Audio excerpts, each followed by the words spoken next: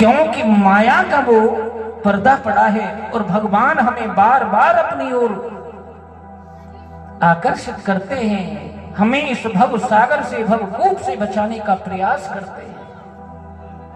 लेकिन हमारी चंचल वृत्ति हमें भगवान की ओर बढ़ने नहीं देती। हमारी चालाकियां, ये मन जो चंचल है, ये हमें जाने नहीं देता।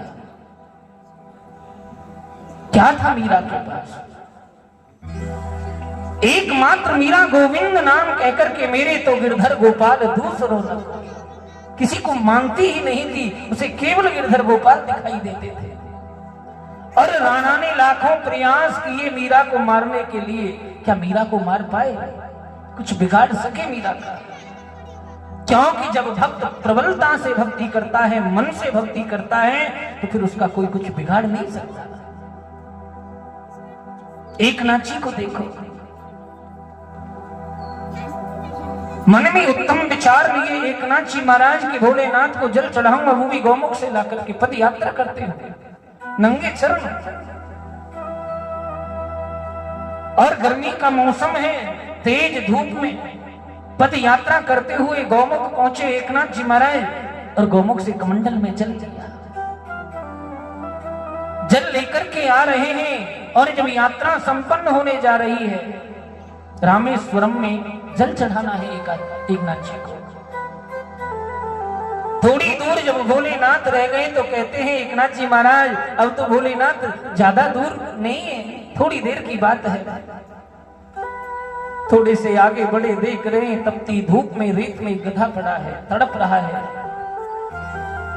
और गधे को देख करके एकनाथ जी का मन बदल गया और कहते हैं भोलेनाथ, इस जल की आपको आवश्यकता नहीं है, इस समय तो इस गधे को आवश्यकता है, और यदि मेरी भक्ति प्रबल है तो आप यहीं से ग्रहण कर ले भगवान। जैसे ही गधे के मुख पर जल डाला, गधे में से भोलेनाथ प्राकट्य हो गए। प्रेम से बोलो राधे राधे। ये भक्ति है, भक्ति प्रबल होनी चाहिए। भक्ति में कोई स्वार्थ कामना नहीं होनी चाहिए, निष्काम भक्ति। जिसने स्वार्थ की भक्ति की तो फिर वो भक्ति नहीं है। दर्शन करने भी जावे तो भगवान के समक्ष प्रेम से उनको निहार करके दर्शन मिलने आई है गोविंद। ये छोटा सा जीवन है। आज ध्रुव जी महाराज के अंदर लगन लगी है, और जिसने पाया है कन्हैया को, प्रेम से पाया है, कठोरता से किसी ने नहीं पाया। क्या जरूरत पड़ी थी मेरे गोविंद को अर्जुन का रथ चला, रथ के सारथी बने, त्रिलोकीनाथ, तीन लोक का पालन करने वाले अर्जुन का रथ हाँकते। ये प्रेम की गाथाएं हैं। परीक्षित, सबरी के झूठे बेर प्रभु राम जी ने खाए, वो प्रेम था। दुर्योधन के 56 भोग त्याग करके विदुरानी के छिलकों पर ही रीझ गए गोविंद, ये प्रेम था। वो प्रेम दिखाई नहीं देता है, इसलिए भगवान दिखाई नहीं देते। और सही बात तो यह है कि हम भगवान को बुलाना चाहते कहां? दिन नहीं निकलता है, इतने तो घर में प्याज के पकोड़े तल जाते हैं साथ। कर्म इतना बेकार हो गया, कहां से आवे गोविंद? वो तो सात्विक ग्रहण करने वाले हैं, पवित्रता के प्रतीक हैं। और आजकल तो बड़ी विचित्र विडंबना है, लड्डू गोपाल ला करके घर में रखती, फिर कहती और हम तो खा लेते हैं। गुरु जी, कोई ऐसी बात नहीं, बस भोग नहीं लगाते, ठाकुर जी का इतना है। अब ये क्या कर्म निकृष्ट नहीं है तो क्या है? ठाकुर जी ने कहा कि मुझे लेकर के आओ तुम अपने घर।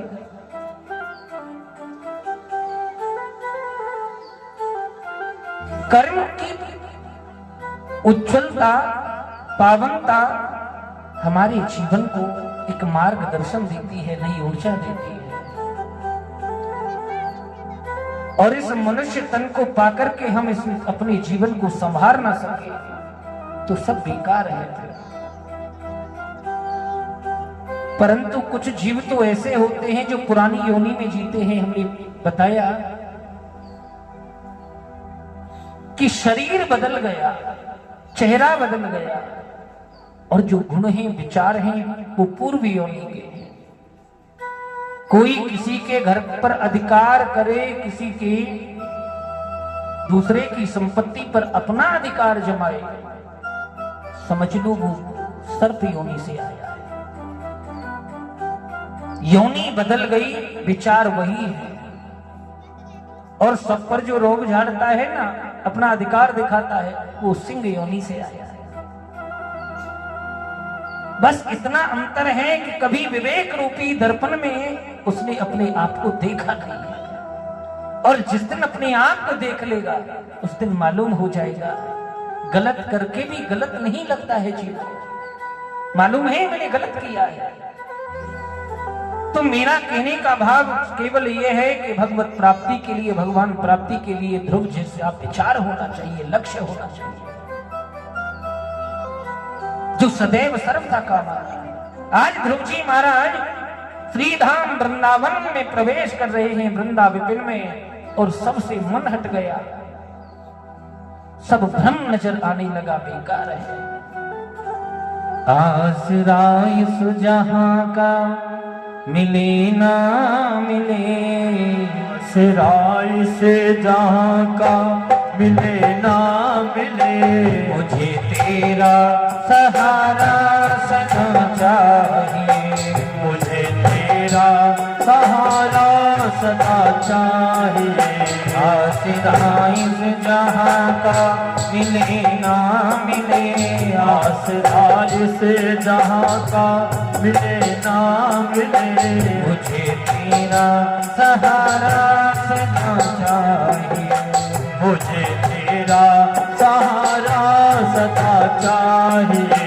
चांद तारे गगन में दिखे ना दिखे, चांद तारे गगन में दिखे ना दिखे, चांद तारे गगन में दिखे ना दिखे, चांद तारे गगन में दिखे ना दिखे, मुझे तेरा नजारा सदा चाहिए, मुझे तेरा सहारा सदा चाहिए। आसरा इस जहां का मिले ना मिले, आसरा इस जहां का मिले ना मिले, मुझे तेरा सहारा सदा चाहिए, मुझे तेरा सहारा सदा चाहिए। हरि बोल।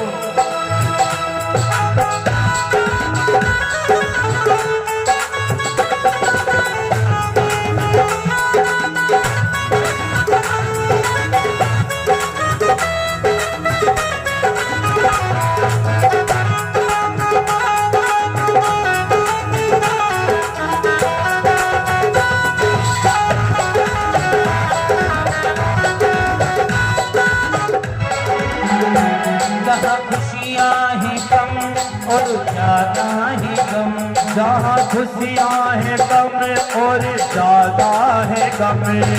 आजकल आपने किसी को खुश देखा है? सब ऐसे मुरझाए बैठे हुए होते हैं, न जाने कितने करोड़ों की संपत्ति गवन हो गई, बेकार हो गई। यहीं से नहीं है, कहीं चले जाओ, क्योंकि खुशियां इसलिए छिन गई, जीव ने अकेला रहना प्रारंभ कर दिया है। अपनों में मिलकर के रहना उसे अच्छा नहीं लगता है, क्योंकि एक दूसरे से जलस है। पहले परिवार में रहा जाता था तो मिलकर के रहा जाता था, हंसना बोलना प्रेम से रहना। अब अकेला रहता है तो खुशियां मिलेंगी कहां से? कोई खुश दिखाई नहीं देता, हमें नहीं दिखाई देता है दुनिया में। केवल वही खुश हैं जो हरि नाम से जुड़े हैं, राधा नाम से जुड़े हैं। यहाँ खुशियाँ हैं कम और ज्यादा है गम, यहाँ खुशियाँ हैं कम और ज्यादा है गम। जिधर देखो उधर है भरम ही भरम, जिधर देखो उधर ही भरम ही भरम। जिधर देखो उधर है भरम ही भरम। जिधर देखो उधर है भरम ही भरम। तेरी महफिल में शम्मा जले ना जले, तेरी महफिल में शम्मा जले ना जले। तेरी महफिल में शम्मा जले ना जले, तेरी महफिल में शम्मा जले ना जले। तेरे दिल में उजाला सदा चाहिए, तेरे दिल में उजाला सदा चाहिए। आसरा इस जहां का मिले ना मिले, आसरा इस जहां का मिले ना मिले। मुझे तेरा सहारा सदा चाहिए, तेरा सहारा सदा चाहिए। मुझे तेरा सहारा सदा चाहिए, मुझे तेरा सहारा सदा चाहिए। मुझे तेरा सहारा सदा चाहिए, मुझे तेरा सहारा सदा चाहिए। बोलिए भक्त वत्सल भगवान की जय हो। ध्रुव जी महाराज का मोह टूट गया। एक बट वृक्ष के नीचे एक पैर पर खड़े हो गए ध्रुव जी, और अपने आत्म अंतःकरण को परमात्मा में विलीन कर लिया। राजा प्रथम मास वृक्ष छाल में, द्वितीय मास पत्तियों में, तृतीय मास फल में, चतुर्थ मास जल में, और पंचम मास में तो सर्वस्व त्याग दिया, केवल वायु भक्षण करते। भगवान का सिंहासन डोल गया। नारायण कहते हैं नारद से कि ऐसा कौन भक्त प्रकट हो गया। नारद देव ऋषि कहने लगे हैं एक छोटा सा बालक अब तो 5 वर्ष का हो गया जी,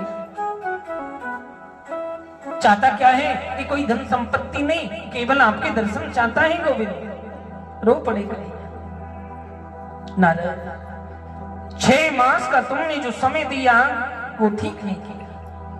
ऐसे प्रबल भक्त को तो एक क्षण में दर्शन दे देगा। 6वें महीने की प्रतीक्षा कर रहे हैं नारायण, और जैसे ही 6वां मास प्रारंभ हुआ, परीक्षित ध्रुव जी महाराज के समक्ष विराट स्वरूप में दर्शन देने लगे। बोलिए विराट भगवान की जय हो। जगाने का प्रयास किया पिता ध्रुव, लेकिन ध्रुव जी जागृत नहीं हुए। केवल शरीर है, जो मन प्रांगण है वो तो गोविंद के श्री चरणों में लगा है। भगवान की भक्ति के समय सर्वस्व त्याग दो, कुछ हमारा है ही नहीं, तभी कुछ मिलेगा।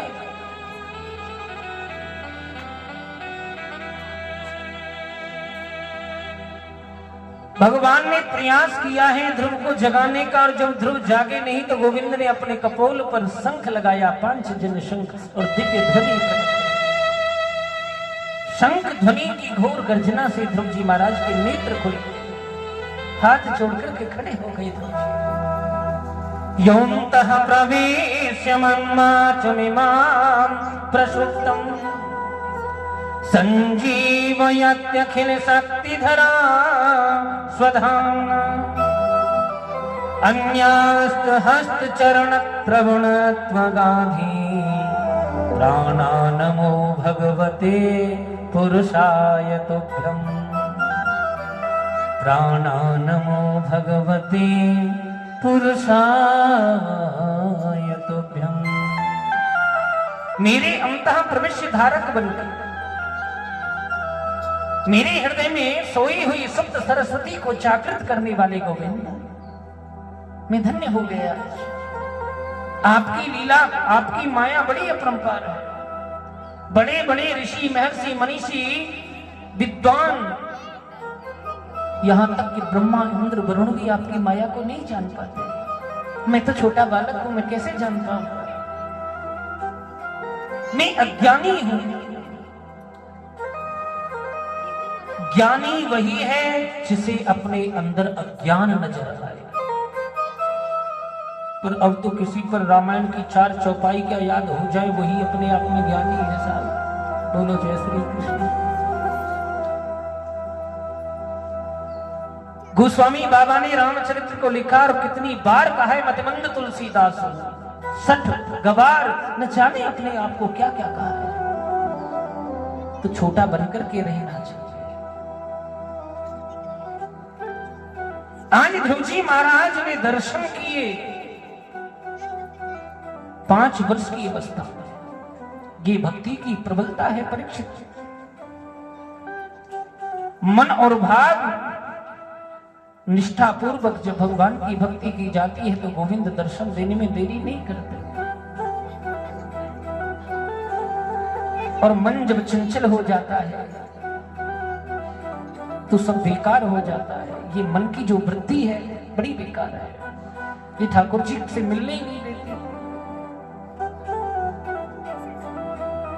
जागी रही भावना जैसी प्रभु मूरत, देखिए दिल कैसे। ये तो अपने अपने भाव हैं। भगवान के दरबार में कोई जाता है तो सभी दर्शन के माध्यम से थोड़ी नहीं जाते।